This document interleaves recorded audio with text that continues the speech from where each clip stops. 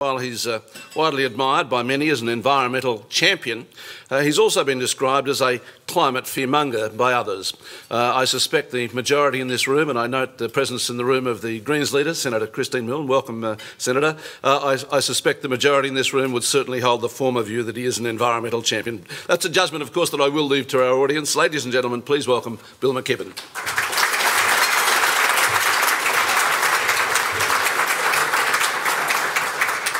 Thank you so much, and what a pleasure to be here. Now, this is a special pleasure for me because, of course, I'm a journalist by training, and I come from a family of journalists. My father and my mother both were reporters, and my father spent his whole career as a business journalist. I grew up myself as a young reporter.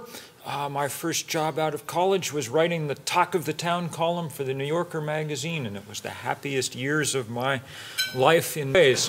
And I must say, ink-stained wretch that I am, these are very plush surroundings for journalists to find themselves in. This is a very swank place that you inhabit, and I guess appropriate for the station of journalists in this country. I'm pleased enormously to be here. 350.org, which we founded 5 years ago, now operates in every country on earth except North Korea. We've staged about 20,000 rallies and demonstrations in those places. We've organized large-scale campaigns on every continent.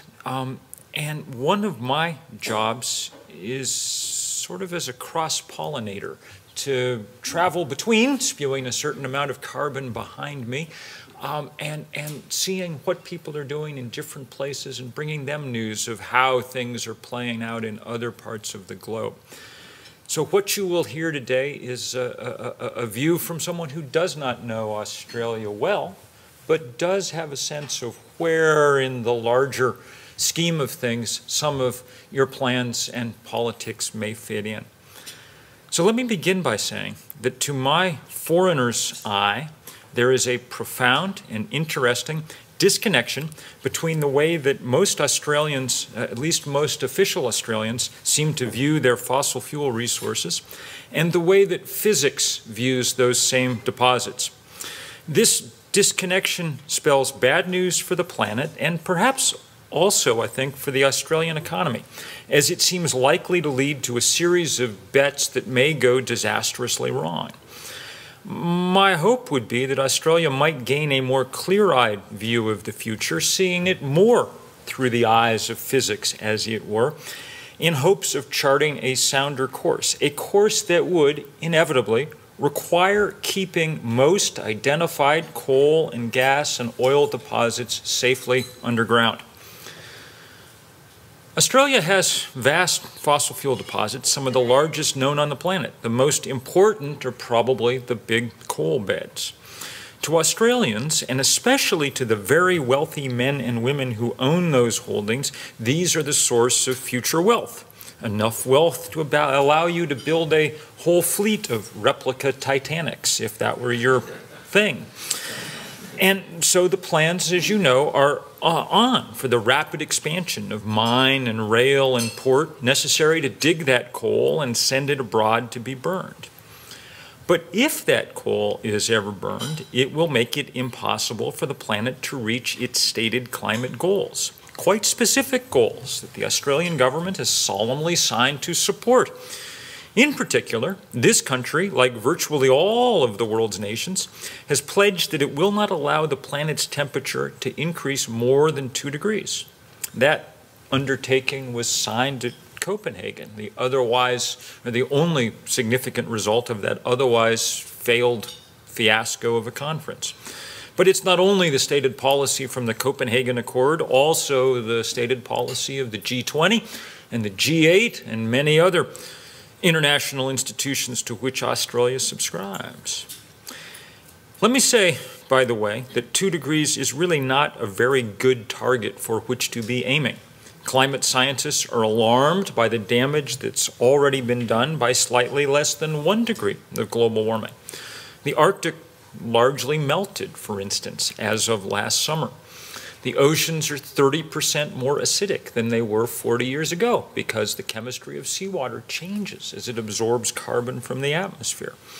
Since warm air holds more water than cold, the atmosphere is 5% wetter than it was, loading the dice for both drought and flood. That's with 1 degree. So, in fact, aiming for 2 degrees can't be considered wise or prudent, but since it's the only target that the world's countries have agreed to, and since even if we do most things right from this point on, we'll be fortunate to stop short of it, 2 degrees is the operative goal. And science, helpfully, gives us a reasonable estimate of how much more coal and oil and gas we can still burn with some hope of staying below that 2-degree line. A variety of models demonstrate that in order to provide us with 80% odds of staying beneath 2 degrees, we can burn roughly 500 billion tons, 500 gigatons more carbon between now and 2050. That sounds like an impressively large amount, since 1 billion tons of anything is a large quantity. But we burn near 40 billion tons a year annually already, and that total is still climbing. Given less than a decade and a half at current pace, we'll have blown past that threshold. That's why measures like Australia's carbon price are so important. And great credit to Senator Milne and her colleagues for being some of the people who made that happen. By slowing emissions, they give us some hope of stretching out that 15-year time frame. And that carbon price has been remarkably effective, not only here where its effects even 11 months in are already beginning to show up in reduced emissions and a real boost for the renewable sector, but maybe more importantly overseas, where the Chinese and the Koreans have obviously picked up on this work and now are starting to take it further, and in economies where that will make an enormous difference. But Australia also illustrates why domestic reductions in emissions won't by themselves make sufficient difference. There are, after all, not that many people living here. Your own emissions are relatively small compared to the emissions already coming from the coal that you ship abroad. Those imported emissions, as it were, are twice your domestic emissions, and the plan is now on to increase those imports, perhaps triple them. The maths that I laid out before make clearer what this means. If the planet has a 500 gigaton carbon budget between it and 2 degrees, then Australia's coal expansion plans would produce emissions large enough to fill perhaps a third of that atmospheric space. Let me say it again. Australia plans to prosper by using up a third of the available space left in the planet's atmosphere. That is neither fair nor wise. The numbers, when you actually crunch them, are astonishing. The plan to mine the Galilee Valley, for instance, would by itself produce emissions equivalent to 6 or 7% of the space the whole planet still has left to fill. 7% of the whole shooting match from one Australian valley. What's interesting to me, as an outsider, is how little attention this problem seems to have gotten, this disconnection. As I wrote in the Monthly in an essay this issue, I was amazed to see the reaction of the newspapers when news leaked that environmentalists were, what do you know, going to try and fight these plans. Fight them legally and peacefully and civilly, but fight them nonetheless, as environmentalists must if we're to have any chance of defending the climate. The head of Rio Tinto called those plans economic vandalism, and the head of the Australian Coal Association, Nikki Williams, spoke darkly about her real concerns for safety. But even government politicians who had been forthright and powerful in their work on domestic emissions joined the chorus. Wayne Swan called it a disturbing development, deeply irresponsible, completely irrational and destructive. I am not naive about the politics involved here. I come from a country where the president, though eloquently committed to fighting climate change in his rhetoric, also boasts about building more pipelines and drilling more wells than his predecessors. I understand the immense power of the fossil fuel industry, and I understand the political sensitivity of challenging that industry. But I also understand that in the end, physical reality, you might say, outstrips political reality. We simply can't deal with climate change if that coal gets mined, any more than if the coal of America's Powder River Basin is mined. That's why, unapologetically, back in the States, we are fighting the infrastructure of rail and port needed to bring those American assets to market. We can't deal with the physics of climate if the tar sands of Canada are burned.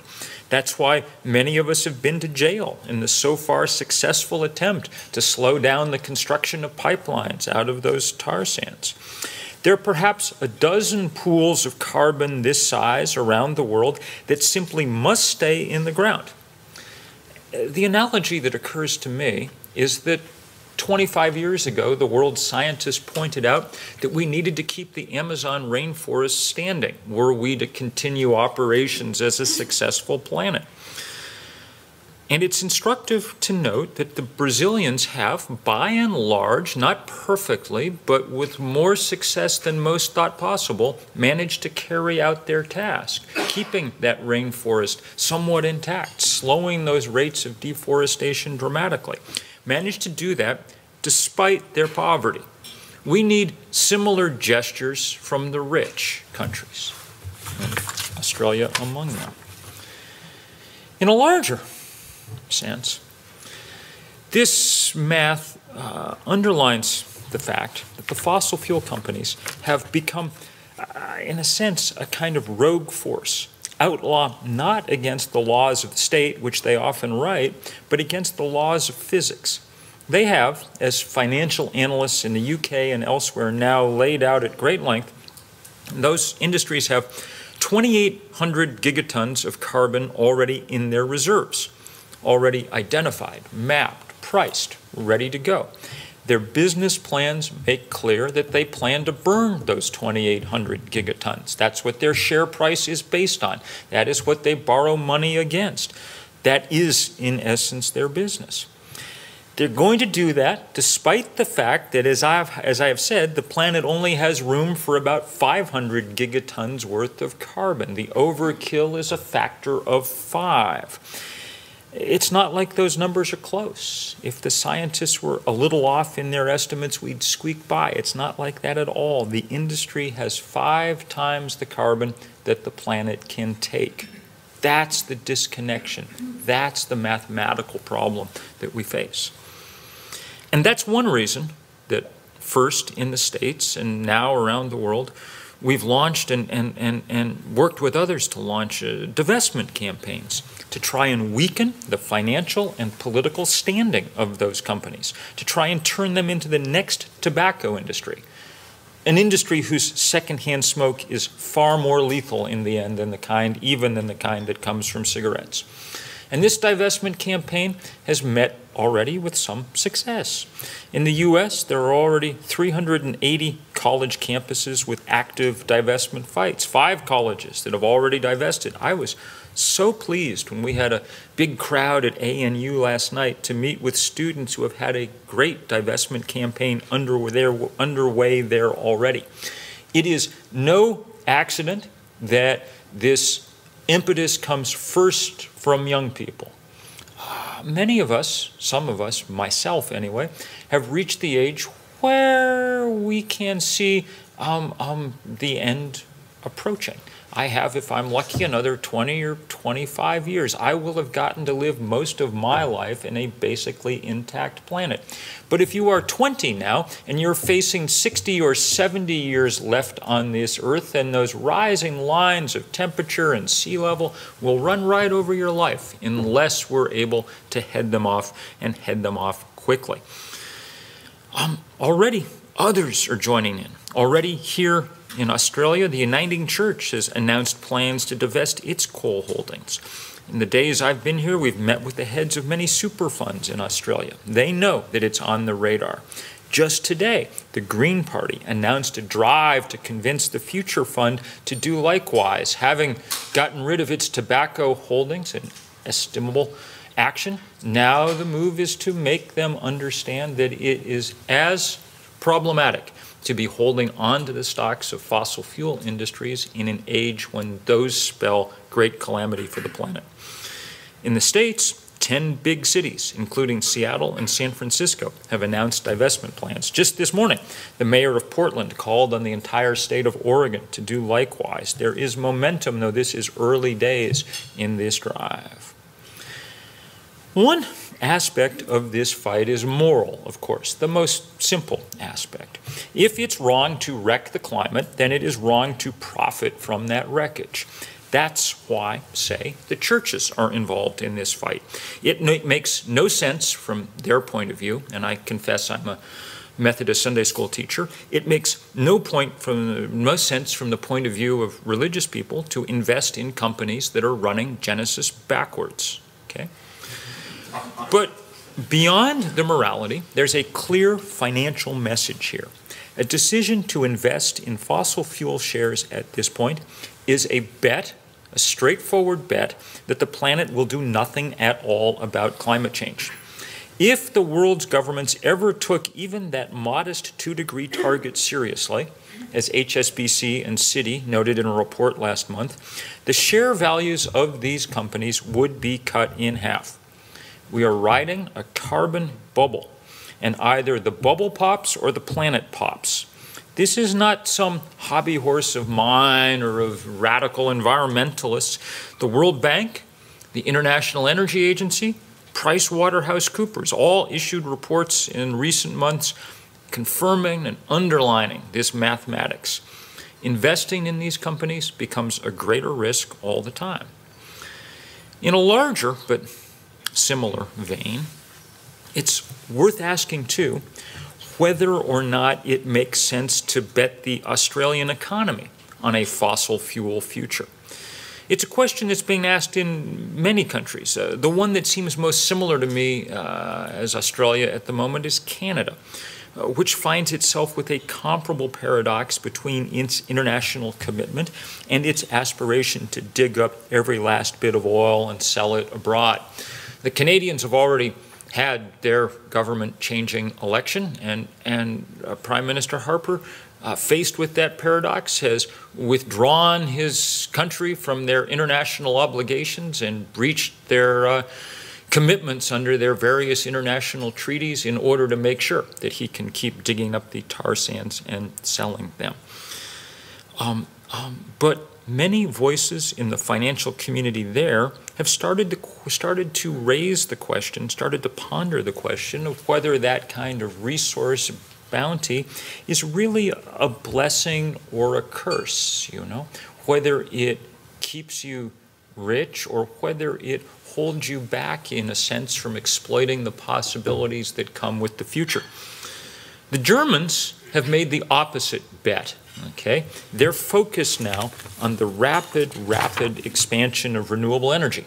There were days last summer when Germans produced half the power they used from solar panels within their borders. And this is Germany, foggy, Wagnerian, a difficult place to do solar power. Think what you might do if you had a continent like, Australia, with which to work.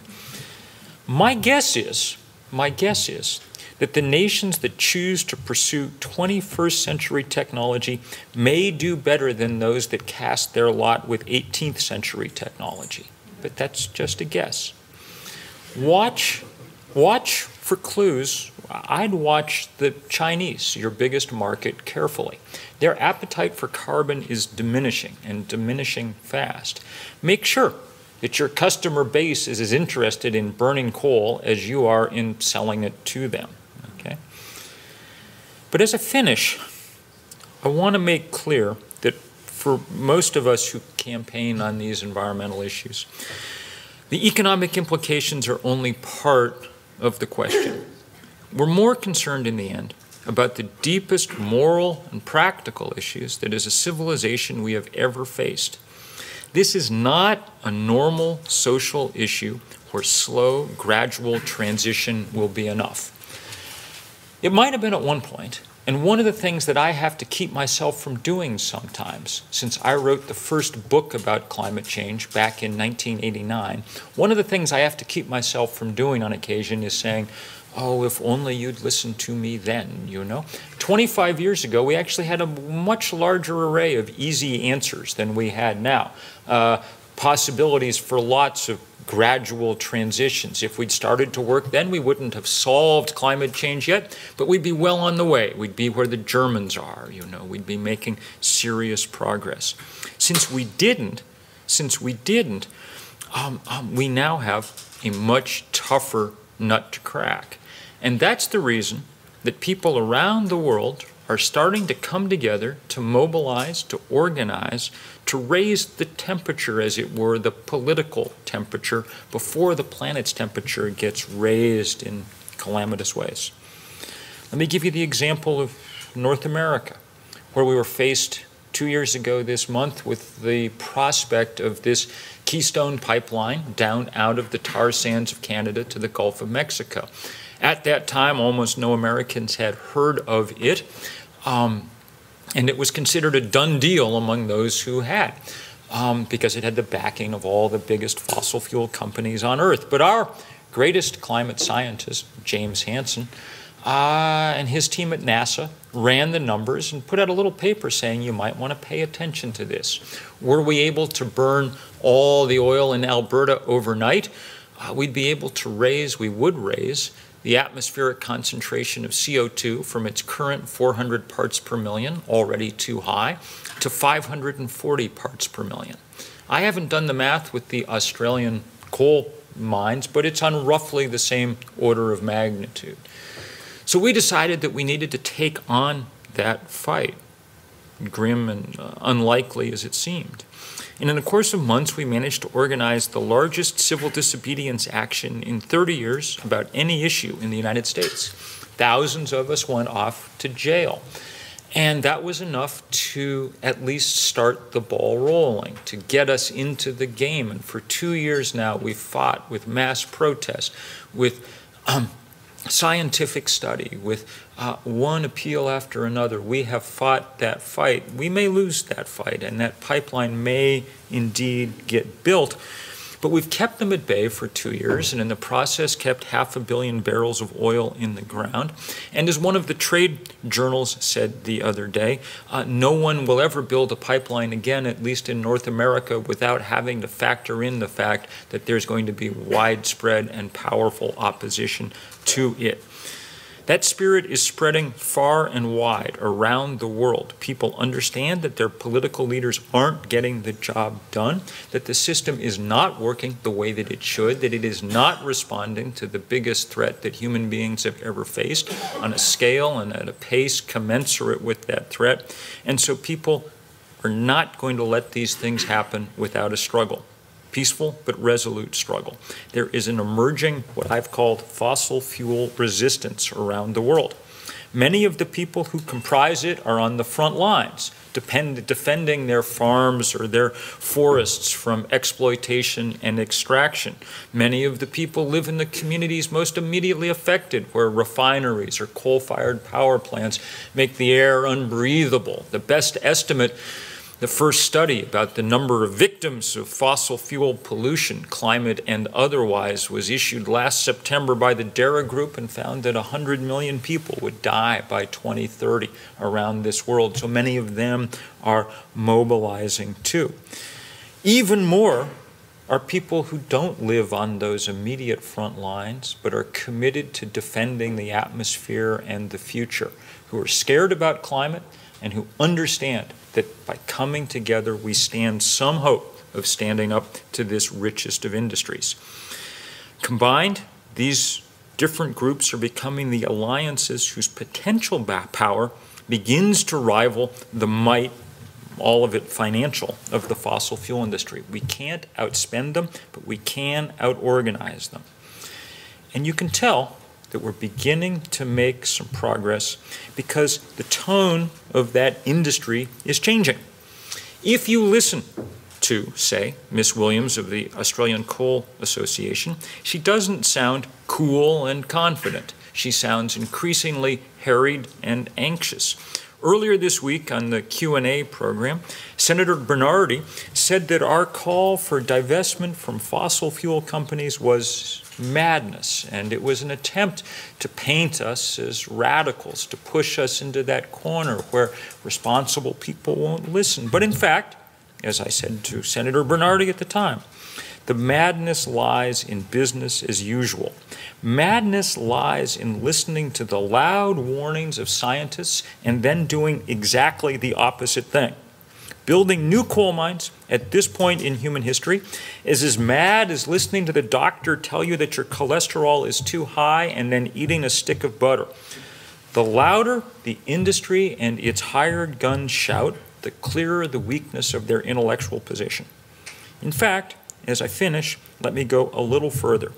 This country seems ready to elect a government that styles itself conservative and cautious. The coal industry insists that its opponents are radical.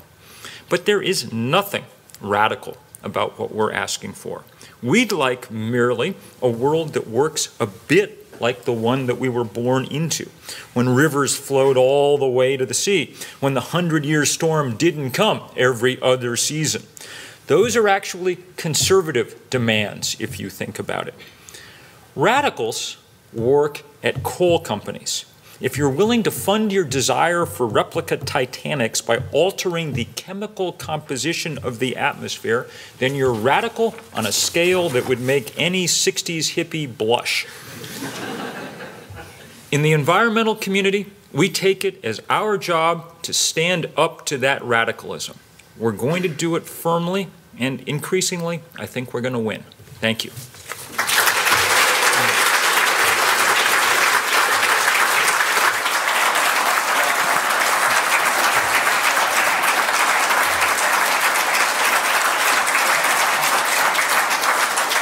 Thank you very much. Thank you very much, Bill McKibben. If I might just start time for questions now. There may well be questions, time for questions from our wider audience if we satisfy the demand from our working press members here today. So those audience members might like to think if they've got a question. I'll indicate that later if we get to that point. Let me just quote something from you said towards the end. There's an emerging fossil fuel resistance around the world that's occurring. And I understand the point you're making, but when we actually cast our mind back a little, just a few years in this country, the discussion of climate change, the debate was on the front pages of our newspapers and the tops of our television and radio news bulletins on a daily basis. That's not occurring today, and I'm just wondering, are you concerned that despite what you see as this emerging resistance, that when it comes to the famous or the infamous silent majority in our communities, that people have just moved on and they've stopped listening? I doubt that people have moved on. I think what's largely happened is that the initial and reasonable demands for action around the world and here haven't been met as fully as they should, and that a sort of certain sense of powerlessness has grown over people, and it's that sense of powerlessness that needs to lift and is starting to lift. One of the reasons for that powerlessness is a certain kind of despair, with thinking that we've waited too late to do anything. And I have a feeling that after the horrible summer that you all endured, when temperatures reached absolutely record heights, and when around the world people shuddered at those pictures of that family hanging on to the bottom of the dock to avoid being burned to death in wildfires, feeling that there is a kind of certain amount of despair, a sense that things have gone, we let things go on too long. We have let things go on too long to stop global warming. We're going to have to deal with a certain large amount of disruption. The question at this point is whether that disruption reaches the point of a kind of challenge to civilization. And the best guess that we have is that that line lies somewhere around the 2-degree mark. Although, as I say, scientists are concerned that that's much too liberal a target. Those in the United States, there's been a sharp increase in the last 2 years in the number of people concerned about climate change, and it's tracked very closely the spread of natural disaster. 85% of American counties have had a federally declared disaster in the last 2 years. Those who were sanguine about this threat were less sanguine after watching the Atlantic Ocean pour into the New York City subway system. It was hard after that not to ponder whether or not our great technological civilization was not more vulnerable than we understood to the forces we had unleashed. So I think it's a very difficult project at all times, made most difficult by the fact that the active opponent is the richest industry in the history of the planet. But I do think that in most places the politics are coming into better alignment, not worse. A question now from Simon Gross. Simon Gross from Science Media. You couched your talk in the terms of physics of the atmosphere, so let's drill down into that. Yes. And do a fossil fuel comparison exercise. We had the president of our Conservation Foundation last week. He indicated that he still is pretty sure that coal is a worse fossil fuel to burn than gas in terms of its greenhouse effect. There has in the last few years been second guessing of that, mainly due to the leakage in the gas production and distribution chains, and with the fact that when you burn coal you get particulate matter in the emissions, which actually has a cooling effect. So I'm wondering where your thinking is at the moment on which is the worst of the two as far as its effect on the climate.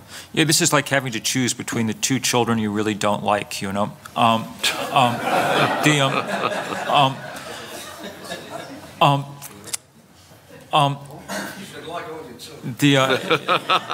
You should, and I do. The issue. I mean, there's two issues as you.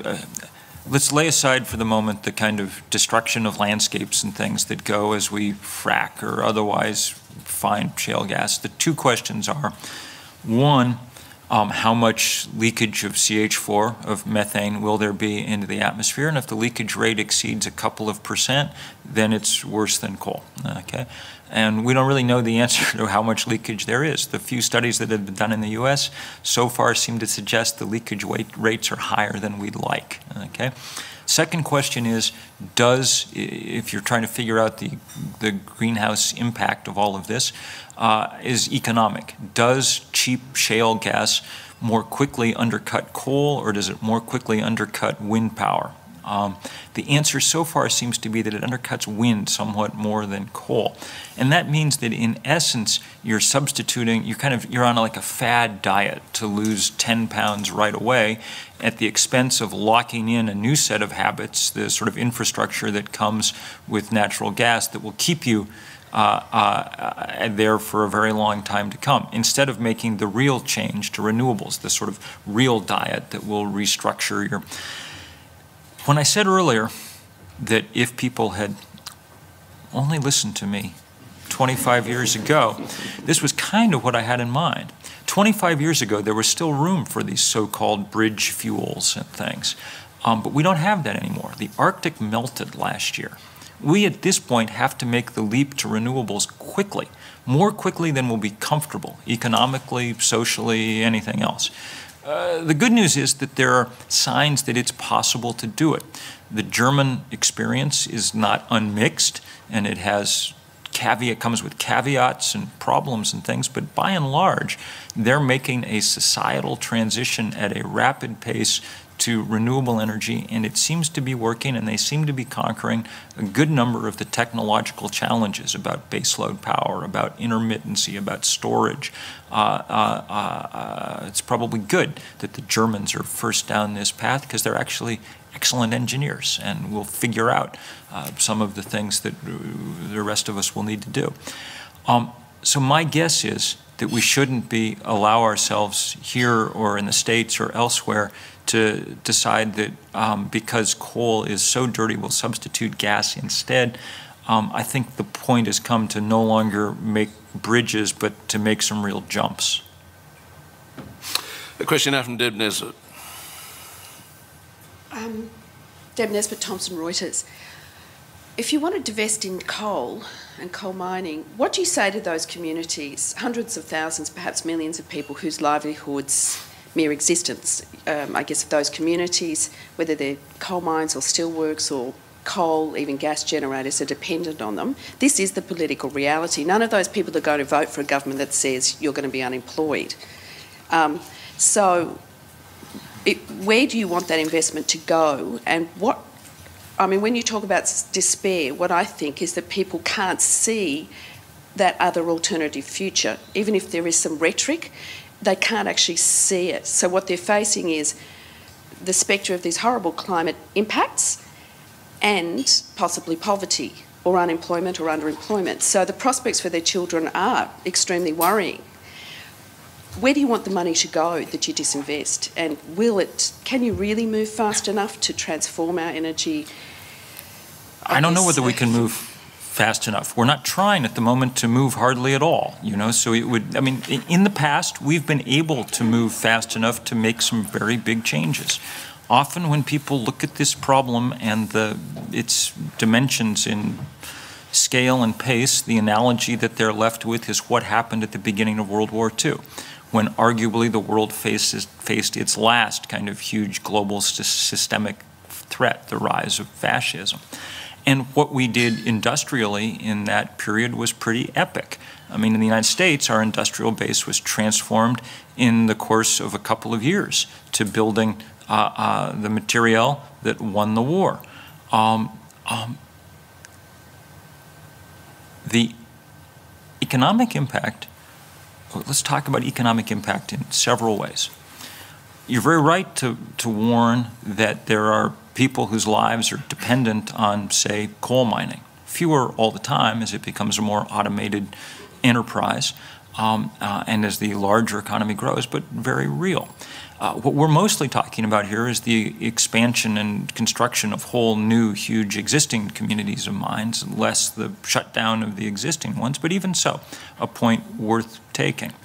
And any transition away from that requires effort to make real and just arrangements for people who will need to find new work. Part of the thing that makes that effort possible is the fact that moving to new energy sources would be by itself an enormous source of employment. Renewable energy tends to be far more labor intensive than fossil energy, which is highly capital intensive by comparison. Great jobs bonanza awaits as we do the job of converting to solar and wind and other sources, things that are now economically plausible to do.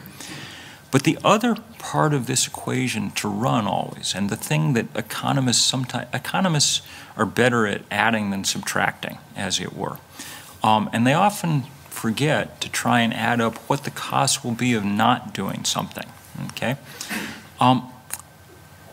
Lord Stern in the UK, the one big financial analysis yet of the economic effects of climate change, found that rapid global warming would be by far the largest economic hit the planet's ever taken, on a par with World War I, World War II, and the Great Depression combined. Okay? We begin to sense already in these early days what that looks like. The United States, the federal government, spent more money last year on responding to natural disasters, the drought in the Midwest that kept us from growing corn on the richest farmland on earth, and Hurricane Sandy, the largest windstorm we've ever measured in terms of its wingspan that the planet's ever seen, spent more money responding to those than the federal government spent on education last year in the United States. Okay? So the costs are beginning to mount, and they will, of course, mount much more rapidly as we move further into this era.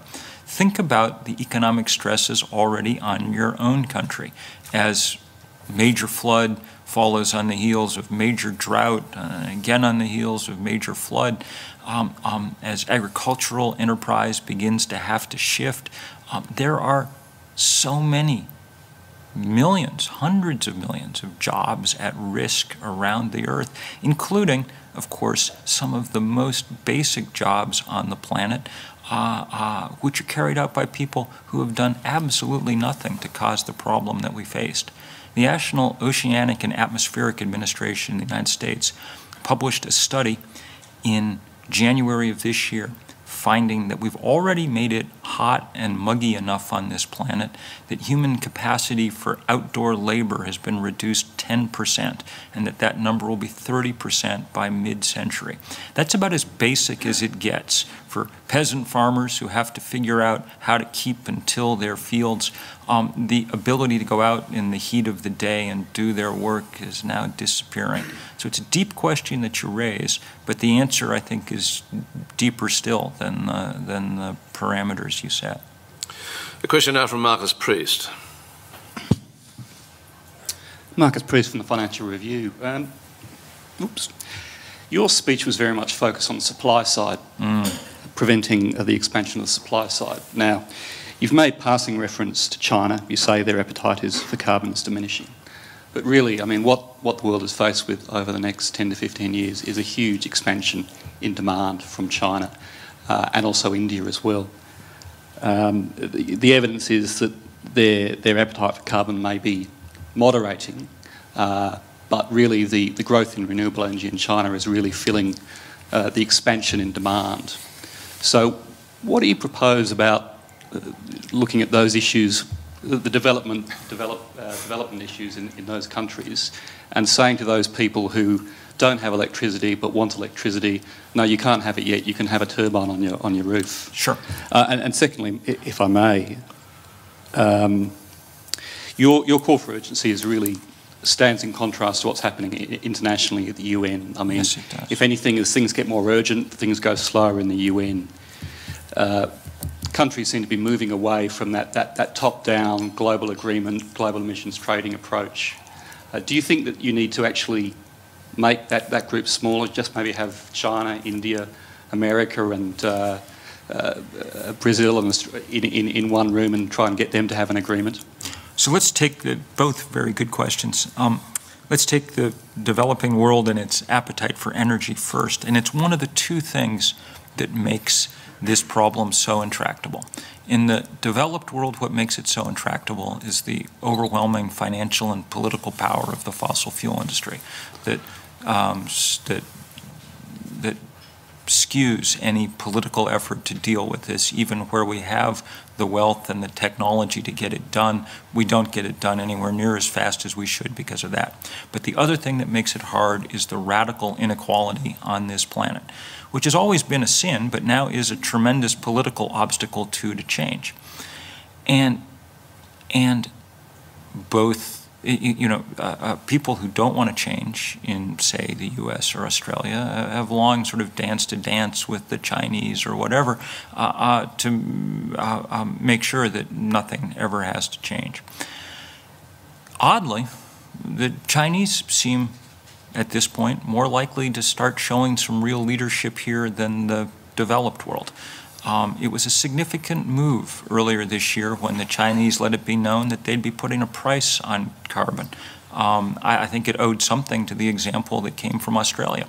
And I know that there's been a lot of technical assistance from this country to the Chinese along these lines. The Koreans are doing the same thing.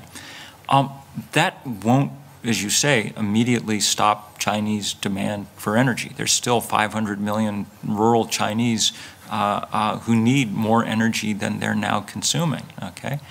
But with China, and even more particularly with India, the demand of physics is clear.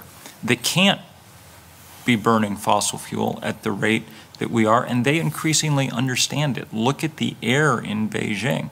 Look at the fact that and the Chinese are well aware that the headwaters of their major rivers are in the Himalayas, which are melting quickly. They're well aware that the Pearl River Basin Pearl River Delta is several meters at best above sea level. That's where most of their industrial capacity is situated. I did a long piece for National Geographic a year or two ago on China and energy, and it's remarkable to see some of the commitment to renewable energy coming out, even as they continue to rely far too heavily on coal-fired power. 25% of Chinese now get their hot water from domestic hot water from solar panels on the roof. That compares to about 1% in my country. I don't know what the numbers are for Australia, but it's powerful. The biggest wind installations in the world are now in China. The task is clear. We need to help China and India and those who will follow them leapfrog over the fossil fuel age, just as they did with telecommunications, okay? But since a solar panel is more expensive than a cell phone, we're going to need, for both practical and moral reasons, to provide support to make that happen.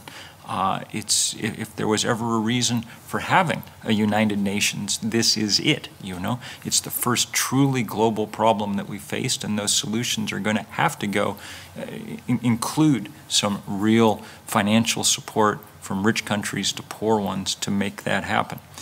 The UN, as you correctly point out, has been an unwieldy body for figuring out these problems, but not, I think, because China and the US haven't been kind of left to their own devices to solve things. The problem almost has been that China and the US are the biggest obstacle here, and other countries like them. The participation of poor nations in international talks has been in some ways the most useful part of those talks, and held the big powers accountable when they didn't want to move at all. I don't think, though, that the UN framework is going to produce breakthroughs until we are able to, in a number of important countries, including this one, break some of the political power of the fossil fuel industry. When Barack Obama goes to Copenhagen, or when he goes to Paris in 2015, if he's unable to negotiate at all because the fossil fuel industry remains the 800-pound gorilla in Washington politics, then the fault won't be on some, arrangement of the chairs in the UN. It's on the arrangement of political power back home. David Denham. David Denham from Preview Magazine. What we're really looking at today is the sustainability of the planet. And one of the parameters which you haven't discussed is how many people there are on the planet, because that's surely an important factor in how we go forward in terms of using up resources and so on and so forth. So I wonder if you'd like to comment on the population issue, because we've got a government here now which says, we've got to increase our population, and so many other countries are also likewise. So what are your comments on that? Well, population is a fascinating topic. I wrote a book once called Maybe One, an argument for smaller families, which was aimed at people in the developed world, which I think is where this question's most acute. Population, though, allows us to have a certain amount of optimism, I think, about the ability of humans to change, because it's the one trend that's gone in the strikingly right direction around the world for the last few decades. 30 years ago, the average woman on this planet had 6 children. That number is now 2.4 and continuing to fall. Some of that was because at the very beginning of the kind of involvement of people in Western countries in sort of raising attention and alarm about population problem. But most of it was because developing countries quickly figured out, got to work, people in them, NGOs often in them, got to work figuring out what it was that worked. And what worked was education of women and their empowerment to one degree or another. And every place that took place, fertility rates fell like a rock, okay? Now, given what demographers call population momentum, given the fact that there are a great number of people now coming into their childbearing years, the human population will continue to increase for a few more decades, even though people are having much, much smaller families. We're at about 7 billion now. We're going to go to 9.5, top out someplace in mid-century plateau, and then decline, which will raise its own set of interesting problems, but they're not problems of the kind that we're talking about when we talk about a wholesale destruction of the planet's systems. I think the question as we think about climate is how we bend the consumption curve in the same way that we've managed to bend the population curve.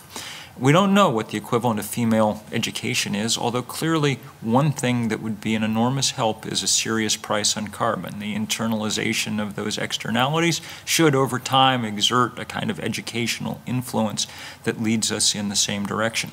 I think that the population problem, the growth in population, isn't the main driver at this point of our carbon trouble, of our global warming.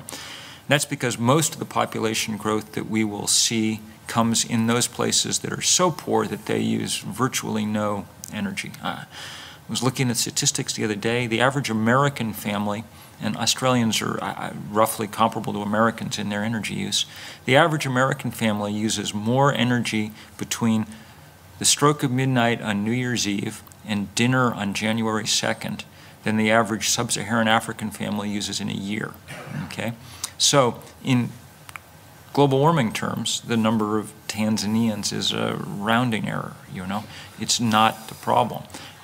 They can cause problems for themselves in other ways with rapid population growth, but it's not fair to, and I know this was not your intent, to blame our global warming problem on population growth in the developing world.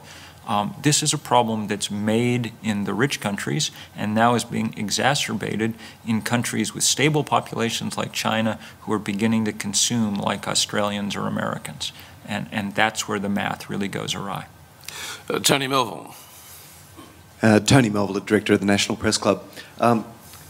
You said at the end of your talk, I think we're going to win, and your own organisation is 350.org. Now, as I understand it, we've already passed 400 parts per million, and a lot of countries are looking at 450 as being a reasonable target. I mean, does that depress you, and maybe yes. should you be adjusting your... I'm easily depressed. As I say, I wrote the first book on all of this in 1989, and it had the cheerful title, The End of Nature, okay? So I'm prone to a certain amount of despair, and we're obviously not going to prevent climate change. It's already underway. It's already causing deep damage. But I'm more optimistic than I was a few years ago about whether or not there's going to be a determined resistance that can really score some points here and change the political dynamic. I find all over the world that people are now standing up. When we were there last night at ANU, and there were a whole bunch of young people who were ready to take this on, who were savvy about how to do it, and who were better organized than most people in this room because they know exactly how to use Facebook and Twitter and everything else to achieve their ends. You know, if I were a coal company executive right now in Australia, I'd be a little worried. And in fact, I think they are a little worried because you see the smart money trying to unload some of their coal assets already, you know, trying to find a couple of other suckers to sell them to on the way out while they go about something else. Look, one of the reasons I don't know whether this is optimism or pessimism, it's some of both. One of the reasons I think that this will only accelerate is because Mother Nature is going to continue to provide an almost unrelieved array of teachable moments going forward. And sooner or later, those are going to start to tell. They already are telling as people face the implications of what we've done. I haven't relinquished the microphone yet, so the second part of the question. We've also had, you talked of a few familiar names there, and actually people who are in our 50th year here at the club, and people who have spoken here before. Lord Stern, you mentioned, he's spoken here. We've also had Lord Monckton speaking here on the same subject, and Dr. Suzuki, Amory, Lovins. We've had Senator Milne speaking here a few times on this subject and others. We've also had Clive Palmer. With his Titanics, yes, you mentioned. You can tell I appreciate his fixation. You do. It seems to me to go beyond irony. I don't even know what the word is, but... Well, I'm hoping for an invite on the maiden voyage, or maybe the second second voice. Second voice. I think I'll go in the second one, yes. And also, I'm building up to something here, and we also have Professor Switkowski here, who's an Australian who used to head Telstra, but he did a study into nuclear energy in Australia. And that's what hasn't been mentioned today. You talked about reality. Is the opposition of the Green movement to nuclear reality or political reality? Well, I think in certain ways it's some of both, you know, at this point. Post-Fukushima, I think it would take a better organizer than me to convince anybody they wanted a nuclear power plant anywhere near them, okay? So I don't think it's actually just in terms of political reality. I don't know the situation in Australia, but I doubt you're going to find big support for building them. But in reality world, long before Fukushima, you know, nobody was building them, and the reason was, aside from the well-known list of problems that come with them, like what do you do with the waste or whatever else, the real problem is they're ungodly expensive. I mean, you might as well burn $20 bills to generate electricity, you know. You know, if you're going to spend, only governments build nuclear power plants, you know.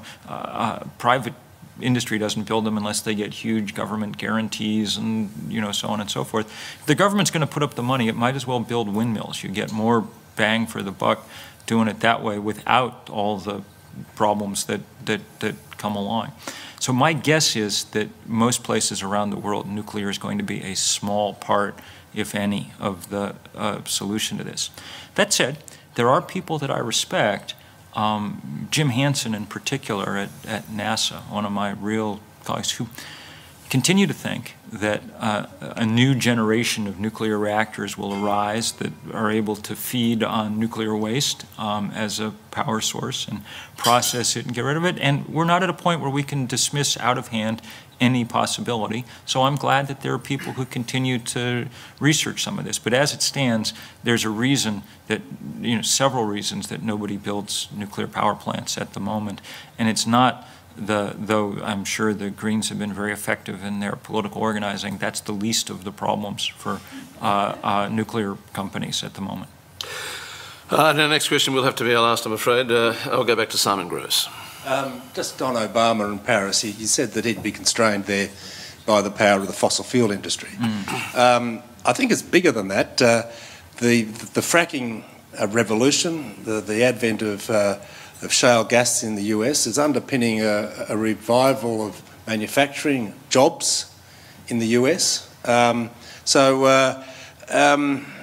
That's what any politician wants, is an economy growing and jobs coming back after a recession.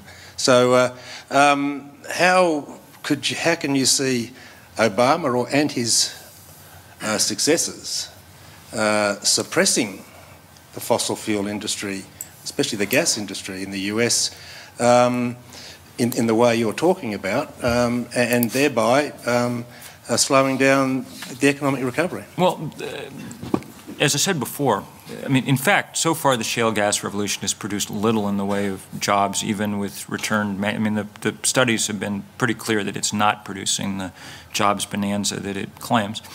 And there is a jobs bonanza as we move toward renewable energy. I mean, it's very labor intensive. Nobody puts their house in a boat and sends it to China to get solar panels installed, you know.